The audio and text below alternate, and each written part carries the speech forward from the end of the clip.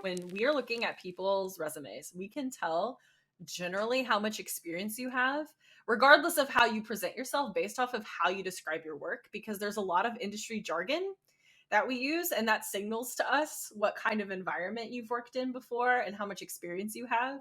Like, for instance, if someone says, like, I tested a game, that's one thing. But if they're like, performed exploratory testing, blah, blah, blah, I'm like, okay, you had some kind of that. So what I suggest to folks is literally go and find other people's resumes, or go look on LinkedIn to see how they describe their work and see what kind of language they use. And now, don't try and just like stick every like word into yours, but just learn how people describe the work that they do, because that's going to be the stuff that matches you with the ATS. That was another problem I think I had. Like, I didn't realize that what I was doing when I was a PA was helping with allocation reports. Like, what is that? It's basically understanding like what are our resources and how they are allocated throughout the studio and project. I didn't know that's what it was called. And that would have been really helpful.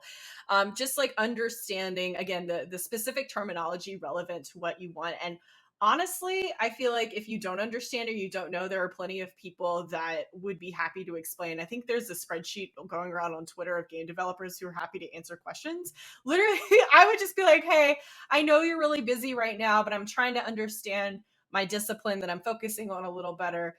If someone messaged me and said, Sarah, what is an allocation report on Twitter? I would answer that question. That's really easy. I can do that, and I'm happy to help you, and that'll give you context. So that's the first thing I recommend doing, because that can help signal experience.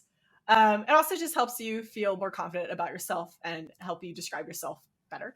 The other thing I recommend for folks once you actually get to interviews, because I know that a lot of really junior devs struggle with interviews and like preparing for interviews. This is kind of my secret, not so secret, I guess, recipe for that. Prepare 3 stories: a time you succeeded, a time you failed and what you did about it, and then a time you had to think creatively and solve a problem in a different way. And with those 3 stories, I promise you, you can answer any question. Really, you can. Yeah. Because they'll be like, what's your strengths? What your weaknesses? Like, what was a difficult project you worked on? Like, literally, you can just answer all of that with those 3 questions, those 3 stories. Thanks for listening to the CG Spectrum podcast. For more on this episode, visit us at cgspectrum.com/podcast. Check out our show notes, where you'll find links to our guests and more behind the scenes. And if you're enjoying the show, please like, rate, review, and subscribe wherever you're listening, or share this episode with someone who might like it. See you next time.